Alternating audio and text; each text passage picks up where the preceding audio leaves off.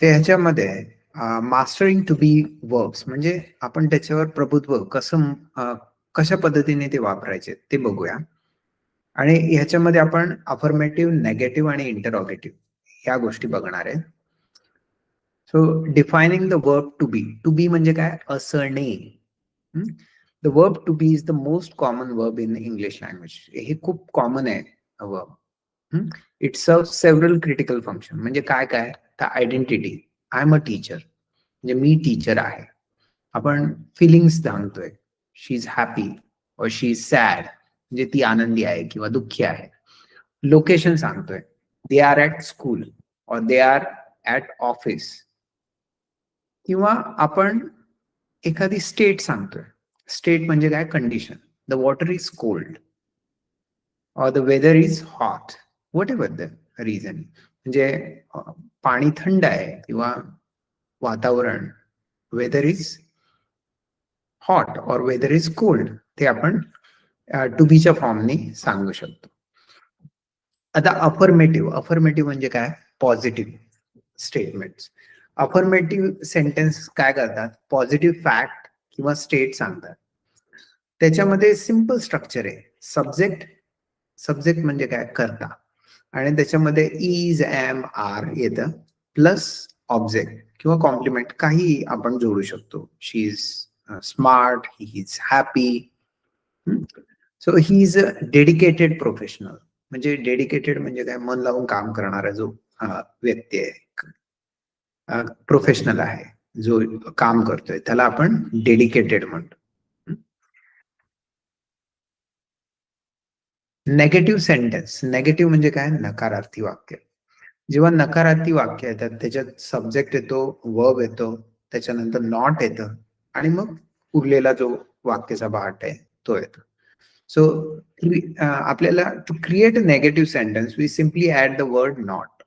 म्हणजे आपण सिम्पली काय करतो? नॉट ऍड करतो. आय एम नॉट लेट म्हणजे मी लेट नाहीये. दे आर नॉट रेडी ते रेडी नाहीयेत. इंटरोगेटिव्ह म्हणजे काय? क्वेश्चन्स. सो रूल काय? इन्व्हर्जल रूल म्हणजे काय? आपण आता जर एखादं वाक्य बनवलं, हेच वाक्य बघूया. आर यू अ स्टुडंट म्हणजे काय? तू स्टुडंट्स आहेस का? तर आपल्याला जर म्हणायचं असेल तू स्टुडंट आहे किंवा तू विद्यार्थी आहे, तर यू आर अ स्टुडंट. म्हणजे आपण जर प्रश्न विचारत असेल, to ask a question, we swap the position of subject and verb. म्हणजे स्वॅप म्हणजे काय करतोय आपण? जागा त्याची बदलतोय.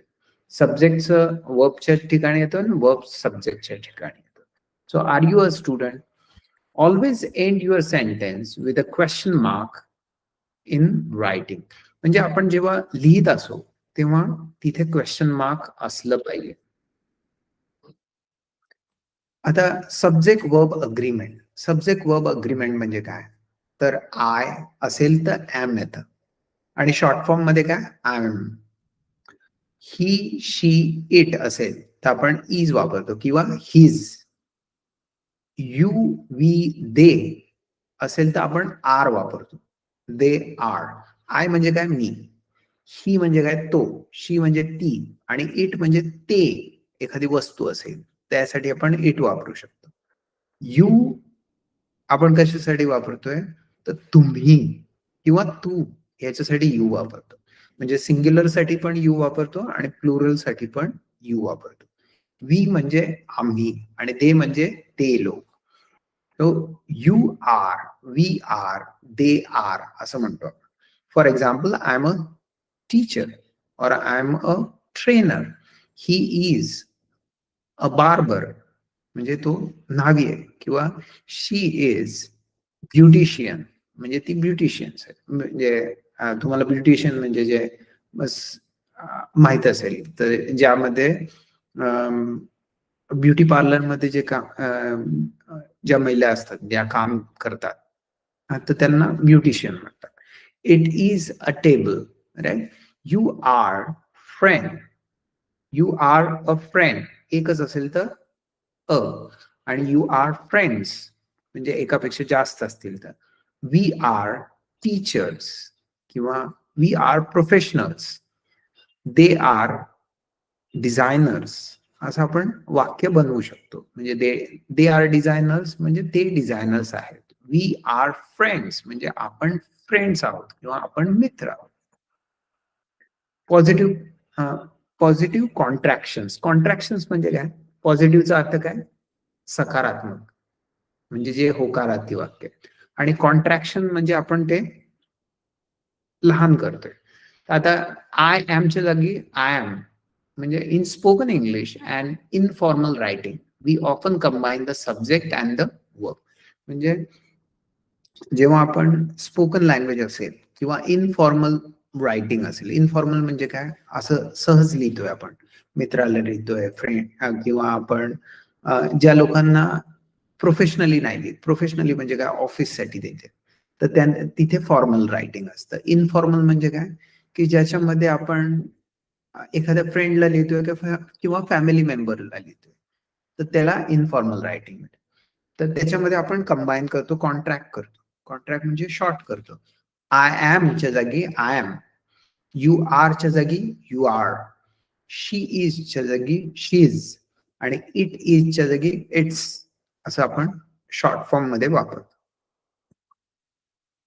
नेगेटिव्ह फॉर्म्स असतील, नेगेटिव्ह कॉन्ट्रॅक्शन कसं करतो? इज नॉट असेल तर इजंट, आर नॉट असेल तर आरंट, एम नॉट असेल तर आपण कॉन्ट्रॅक्ट नाही करत. आपण शॉर्ट फॉर्म नाही. सो त्याच्यामध्ये एक्सेप्शन असू शकतं. आय एम नॉटच्या ऐवजी आपण एम नॉट, एमंट, पण ते स्टँडर्ड इंग्लिशचा फॉर्म नाहीये, हे लक्षात ठेवा.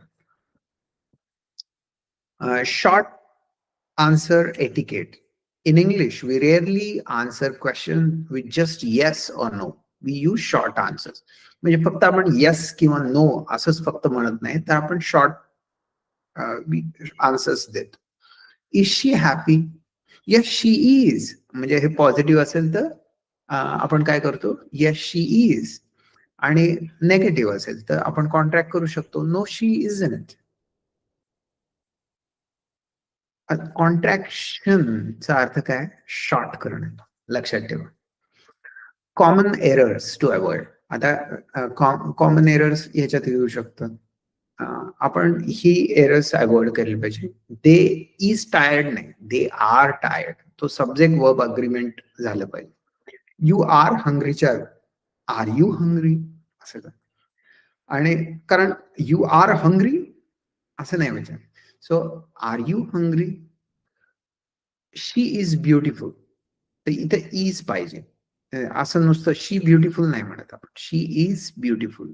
सो वर्ब मध्ये काही मिसिंग असेल तर ते बघायचंय. ऑर्डर कशी आहे म्हणजे त्याचा क्रम कसा आहे ते बघायचंय आणि सब्जेक्ट मध्ये एरर होतोय का ते बघायचं आपण. आता शी इज अ डॉक्टर, ते प्रोफेशन मध्ये आलं. वी आर इन लंडन, हे लोकेशन मध्ये आलं. आणि इट इज माय बर्थडे म्हणजे इट इज एखादा इव्हेंट सांगतोय किंवा आयडेंटिफाय करतोय आपण कशा संदर्भात. तर ह्याच्या संदर्भात, संदर्भ म्हणजे कॉन्टेक्स्ट मध्ये आपण हे वापरू शकतो. तर अफर्मेशन मध्ये काय आहे? तर S subject plus verb plus तुम्ही जे कंटिन्यू करायचंय सेंटेन्स ते करू शकता. Negative subject verb plus not आणि तुम्ही कंटिन्यू करू शकता पुढे लिहायचं असेल. इंटरॉगेटिव्ह मध्ये वर्ब आधी येतोय, हे लक्षात ठेवायचं. ते वर्ब आधी येतोय, नंतर सब्जेक्ट येतोय, नंतर जो पुढचा फॉर्म आहे ते त्या पद्धतीने येतोय. तर आपल्याला थोडीफार आयडिया आली असेल की टू बी कसं वापरायचं. Thank you for your attention. तुम्ही आज हा व्हिडिओ बघितला त्याबद्दल धन्यवाद. तुम्हाला जर हा व्हिडिओ समजला असेल तर याच्या खाली मी एक क्विज दिलेली आहे. ती क्विज नक्की आठवणीने सोडवा, म्हणजे तुम्हाला कळेल की तुम्हाला समजलंय का नाही. नाही समजलं तर तुम्ही परत या व्हिडिओवर येऊ शकता किंवा मला त्याप्रमाणे प्रश्न विचारू शकता. Thank you very much. Have a wonderful day आहे.